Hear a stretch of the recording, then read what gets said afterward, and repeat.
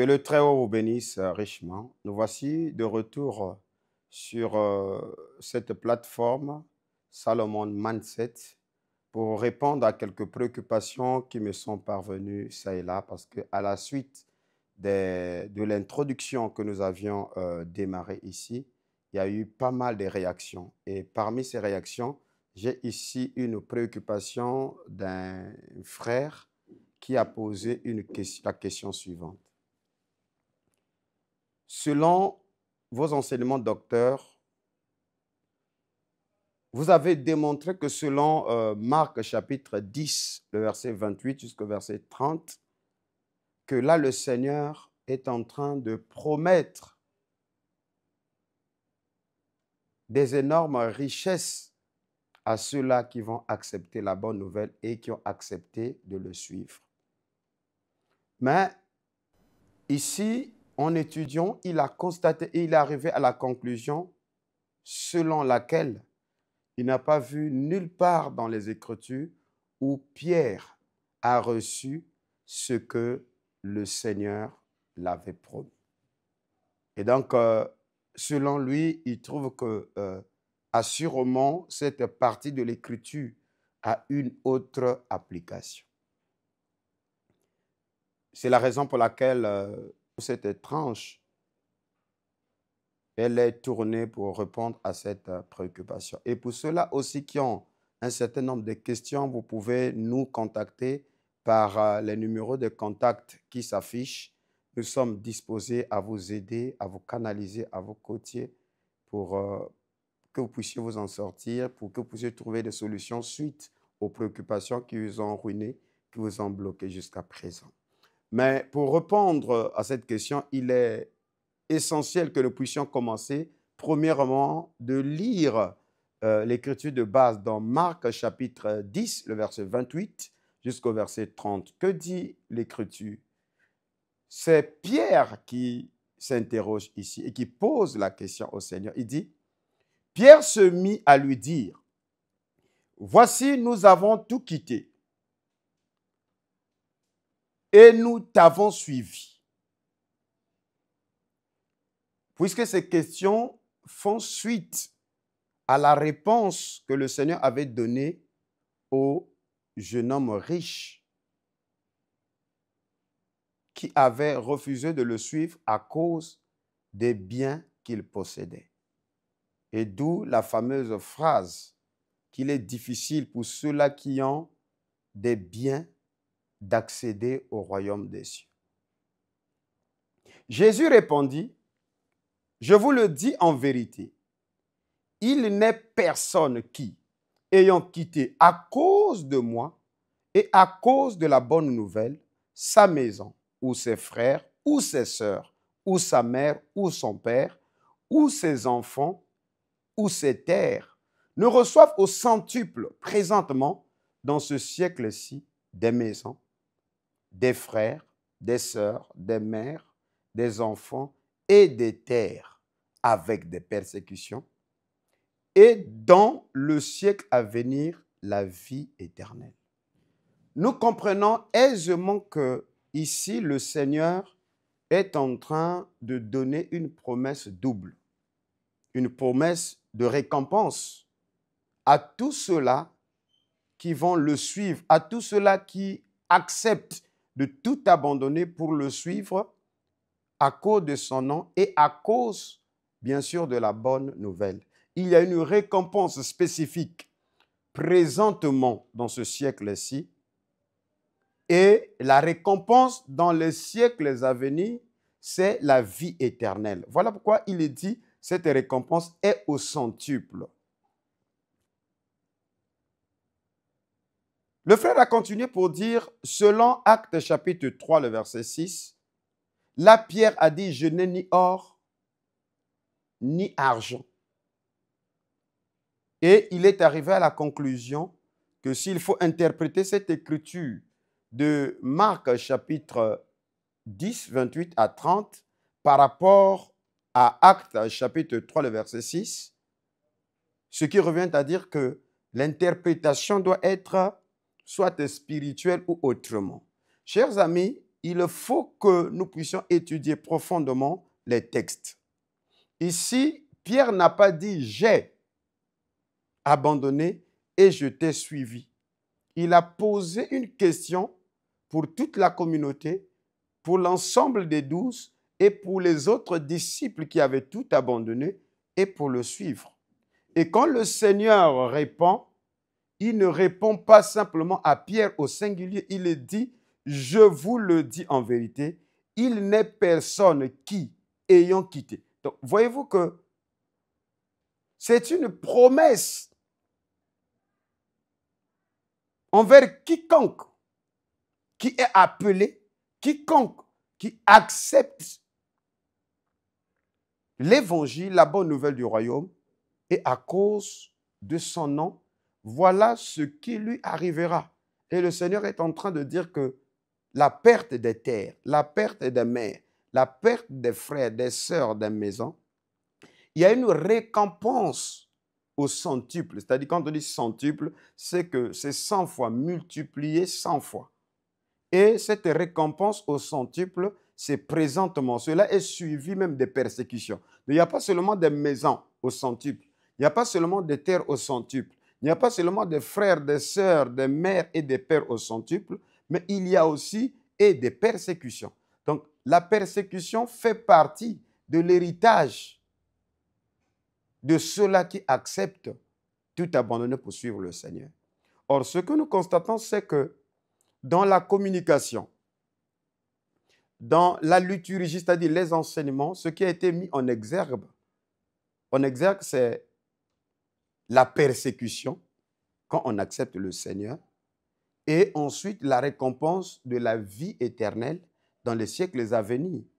Comme si nous devons accepter un Dieu qui a créé toutes choses, qui a créé les cieux et la terre.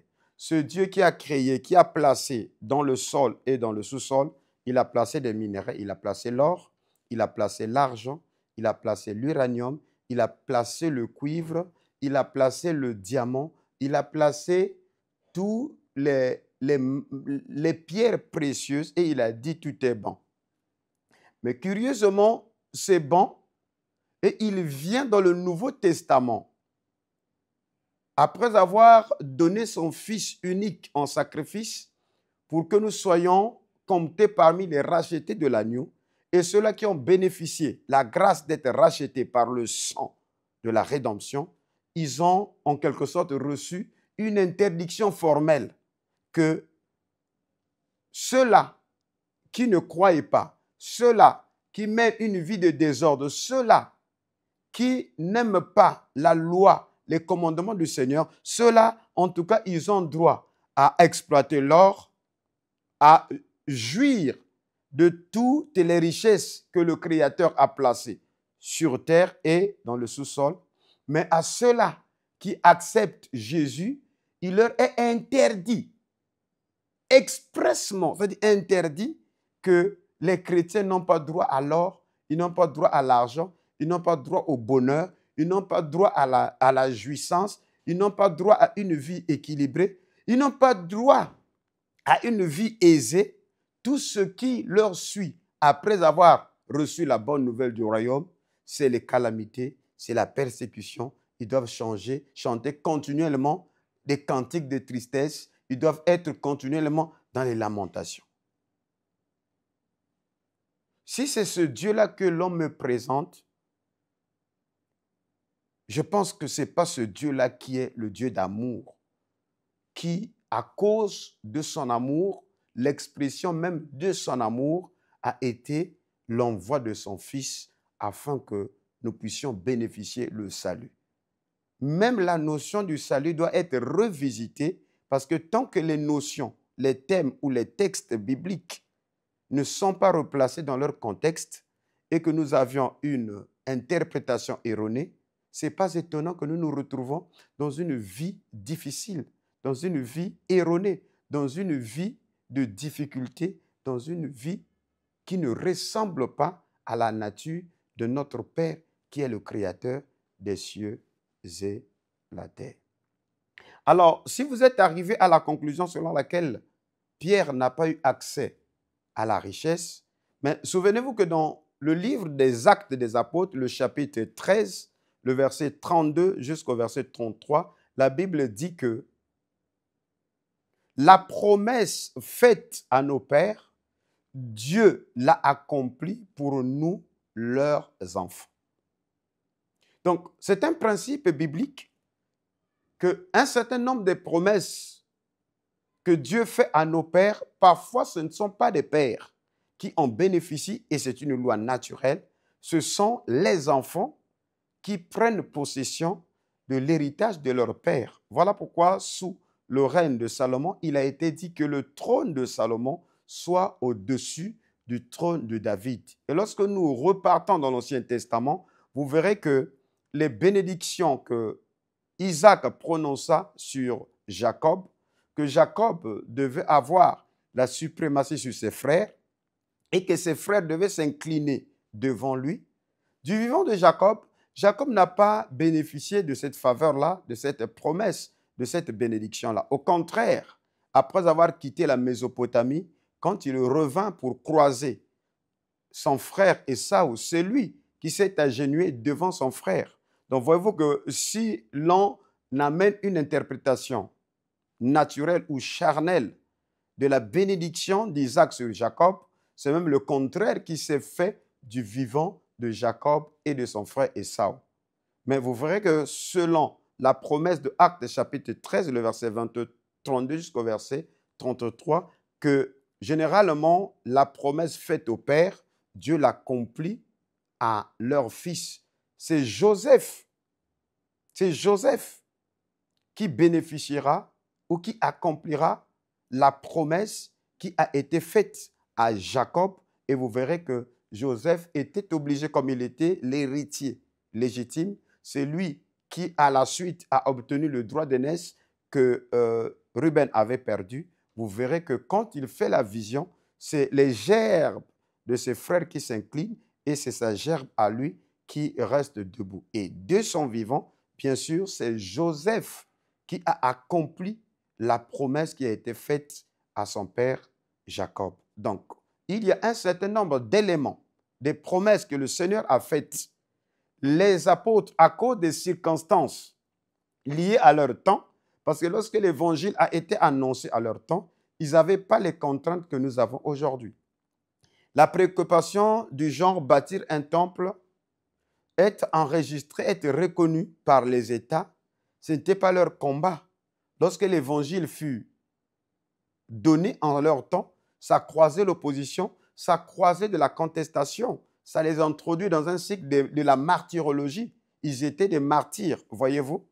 Or, ce n'est pas le cas des réalités que nous vivons aujourd'hui. Donc, le contexte n'est pas le même. Voilà pourquoi il faudrait continuellement contextualiser la parole selon les temps et selon les saisons, les époques et les circonstances à chaque dispensation. C'est un point très capital, sinon vous allez tout mélanger. Par exemple, dans Hébreux chapitre 13, le verset 38 jusqu'au verset 40, là, Paul est en train de citer les héros de la foi. Il est dit, eux, dont le monde n'était pas digne, errant dans des déserts et les montagnes, dans les cavernes et les antres de la terre.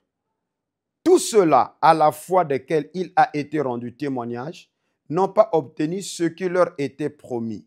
Dieu ayant en vue quelque chose de meilleur pour nous, afin qu'ils ne parvinssent pas sans nous à la perfection. Voyez-vous que si on applique cette écriture, eux dans le monde n'étaient pas dignes, errants dans les déserts et dans les montagnes. Pourquoi veux-tu être comme ces gens-là alors que tu as une maison, alors que tu vis paisiblement? Tu vis dans un état, dans des pays qui te donnent même la possibilité d'adorer la liberté du culte. On t'a donné même un jour spécial où tu n'as pas de contraintes de travail pour que tu ailles célébrer ton Dieu, pour offrir des sacrifices d'adoration.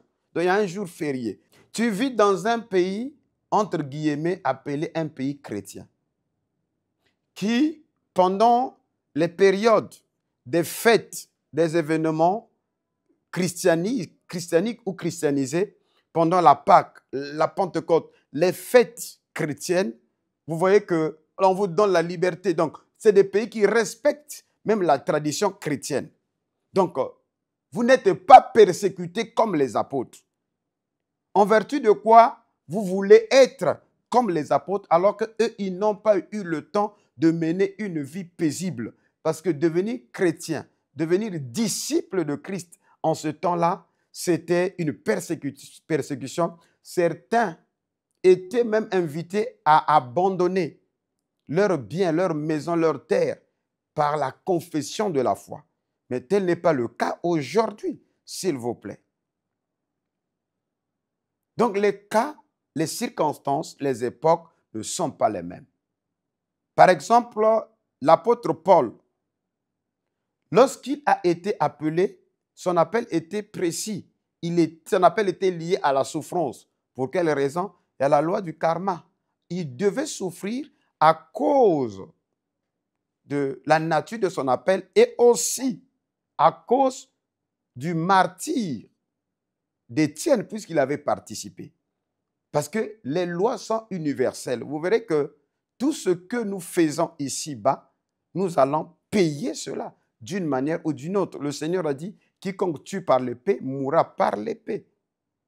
Le voleur, après avoir volé, il sera volé. Le pilleur, après avoir pillé, il sera pillé. Nous repartons dans l'Ancien Testament. Jacob, qu'importe comment il est parvenu pour s'emparer de la bénédiction et du droit d'aînesse par usurpation. Mais la loi du karma, quand il est arrivé de l'autre côté, en Mésopotamie, lors de son mariage, lui aussi, il a été dupé. Lorsqu'il a travaillé sous Laban, il a payé la peine de sa ruse. Donc, c'est une loi. Et cette loi, Paul ici a subi cela. Donc, ce n'est pas le cas de ta vie aujourd'hui. Tu as un appel différent. Les circonstances sont effectivement très différentes de ce que tu vis aujourd'hui. Donc, tu n'es pas obligé de prendre la fin de la vie de Pierre comme un exemple. Voilà pourquoi la suite, je vais démontrer les 4 catégories de pauvres dont la Bible fait allusion pour que votre mémoire puisse être bien élargie et bien nettoyée. Par contre, Marc chapitre 10, c'est une promesse donnée à tous ceux-là qui vont accepter, suivre le Seigneur et aussi à cause de la bonne nouvelle. Il y a la récompense au centuple dans ce siècle-ci, présentement, dans la vie temporaire avec des persécutions. Et la vie éternelle, ce n'est pas une promesse de ce temps-ci, de ce siècle-ci. La vie éternelle, nous allons vivre cela de l'autre côté dans les siècles à venir. Et dommage, c'est que tout le temps que nous sommes restés dans les églises, l'on nous a fait croire que tout ce que le Seigneur est venu accomplir, tout ce qu'il nous a fait comme promesse, tout ce dont nous avons hérité par l'acceptation du Seigneur, ce n'est que la vie éternelle. Et donc le reste, nous n'avons aucun droit, alors que ce Dieu-là, c'est celui qui a créé toutes choses et il a dit tout est bon. Et si cela est bon, le Seigneur a même dit que c'est un Père généreux. Nous, pères méchants que nous soyons, nous savons donner de bonnes choses à nos enfants, à plus forte raison, lui qui est le véritable Père. Mais voyez-vous que dans 2 Corinthiens chapitre 8, le verset 9, le Seigneur dit ici, et Paul plutôt dit ceci, « Car vous connaissez la grâce de notre Seigneur Jésus-Christ, qui pour vous s'est fait pauvre, de riche qu'il était, afin que par sa pauvreté, vous fussiez enrichis. » Donc, la croix, rien que la thématique ou la théologie de la croix n'a pas été correctement enseignée. Il y a une promesse qui dit que au travers de la croix, c'est par ces meurtrissures que nous avions été guéris. Donc, la croix nous donne accès à la guérison. C'est la raison pour laquelle il y a continuellement des campagnes de guérison parce que nous exploitons un attribut de Christ par l'offrande, le sacrifice du calvaire qui est le sang versé qui nous donne accès à la guérison par ces meurtrissures. Une autre promesse et un attribut qui ressort de l'œuvre de la croix, c'est que le châtiment qui nous donne la paix est tombé sur lui. C'est la raison pour laquelle nous faisons des campagnes d'évangélisation en vue du salut, en vue de la paix de l'âme, parce que du sang qui a été versé, nous avons la paix. Nous trouvons par le sang un joug léger parce que le Seigneur nous décharge de nos fardeaux et nous donne son joug qui est doux et qui est léger.